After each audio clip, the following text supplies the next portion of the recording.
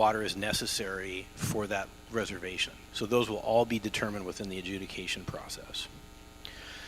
So the timeline. To go back a little bit before this May 2024 date, since about 2020, Ecology has been assessing where would it do a new water rights adjudication somewhere in the state of Washington. There was an adjudication filed in 1977 in the Yakima Basin that concluded around 2021. So it shows you how long that is, right? From 1977 till 2021. As the Yakima adjudication was wrapping up, Ecology did a report on where else should a water adjudication be filed. It analyzed 5 or 6 different basins around the state. It ultimately decided on the Nooksack Basin and the Upper Columbia Basin, like up above Grand Coulee Dam. So ultimately, in May of this year, Ecology filed its adjudication in Whatcom County Superior Court, was assigned to Judge Freeman, who's a Whatcom County Superior Court judge. He'll be the presiding judge for this case. He's also a judge that handles other cases, but he's the assigned judge for the water rights adjudication. A few months later, June of 2024, there was an initial, like the first court hearing in this case. Ecology has proposed what they've called the adjudication claim form, which is the document that all water users will have to file in the Whatcom County Superior Court to become a party to the case. So to establish your water right, you have to file that adjudication claim form by the deadline that will be established. The court also limited the filing of motions, right?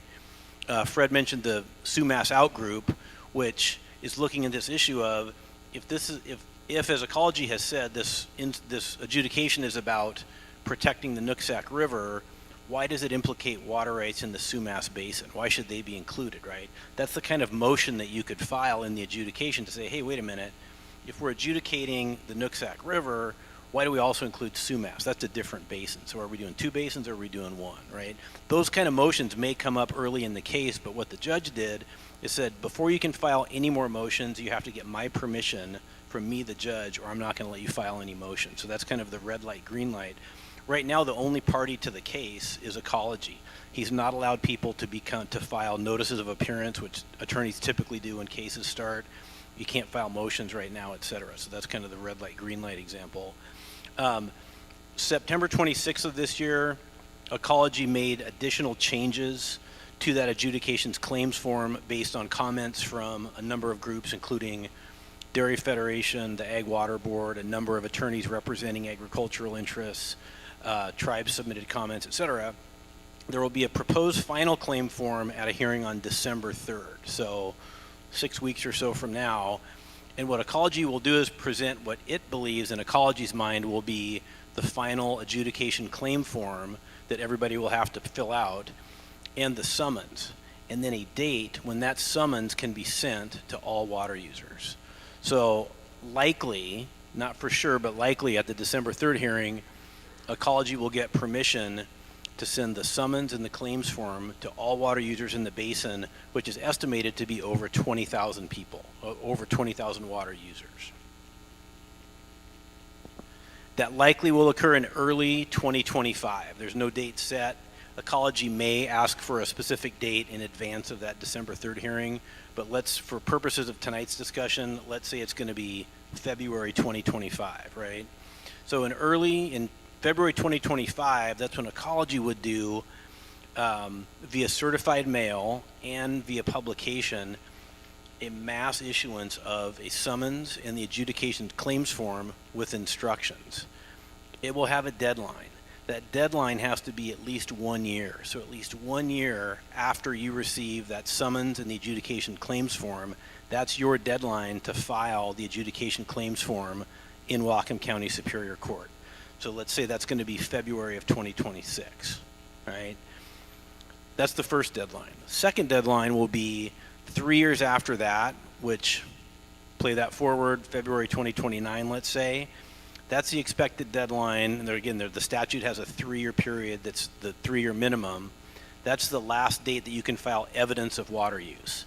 The first filing is establishing what's your basis for saying you have a water right and characteristics of that water right. Then at some point you have to prove that you've actually used the water. That's the deadline number 2. That's showing of evidence that you've actually used the water. And that looks to be sometime in early 2029. After these deadlines, then what ecology will do is review all of the filings, right? The first filing is to people saying they have this type of water right with these characteristics, and then later filing evidence showing they've used the water, and they will issue what's called a report of findings. And again, think about the massive undertaking this is, right? Every single water user in the basin, every single water right within the basin. This isn't like a 1 or 2 year process, right? It'll take multiple years for the agency to do this. They'll issue a report of findings.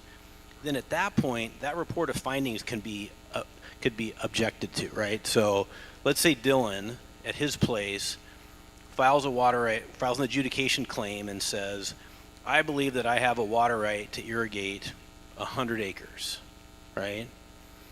And Dylan's neighbor says, well, wait a minute, you don't have 100 acres. If the report of findings gives Dylan the right to 100 acres and his neighbor knows that Dylan doesn't have 100 acres or has never irrigated 100 acres, his neighbor can file an objection to that report of findings. And then Dylan and his neighbor get to go to court, provide additional evidence, maybe even testimony before the judge as to how much of a water right does Dylan actually have? Does he have a water right to irrigate 100 acres? Has he actually irrigated 100 acres? That's what happens after the report of finding. Claimants, people who have filed the adjudication claim form, can object to other people's claims, right? And that process starts after the report of findings. I can see how excited you guys look about this, right? So we'll talk about kind of what we can expect in 2025.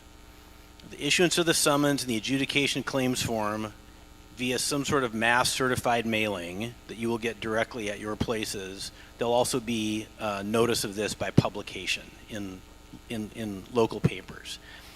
There also will likely be changes in some of these dates and deadlines, right? As Fred indicated, it's going slower than we thought already. I wouldn't be surprised if those dates kind of change and get bumped back. There will be some clarifications and corrections in the claims filing process. As this has gone on, there have already been changes from ecology on what the process will be, on what the instructions will be, how things will be done. So, don't get locked into a certain way that this has to be done because they're figuring this out as it goes. The case will likely get further organized, meaning when you've had water right adjudications, they typically will be organized sometimes by sub-basin. So you could have like a fish trap sub-basin where all the fish trap water rights are dealt with in one process. Or sometimes they're organized by type of water right, for example, municipal water rights. So you could have City of Linden and Whatcom PUD and Sumas and all the municipal suppliers in one kind of group to review the kind of common issues that those types of water rights have. Same with stock water, same with irrigation. Exactly how it gets organized, we don't know just yet. And then I think there'll be litigation over some of these threshold issues, the Sumas out group, and all sorts of issues about was it properly filed and service and jurisdiction and things like that. So there'll be a lot of that initial kind of threshold issue stuff that comes up early on. What will not change? Most important thing, what will not change in 2025 is the need for you all to get prepared to file your adjudication claim form sometime in 2026, likely February, March of 2026. So keep that deadline in your mind.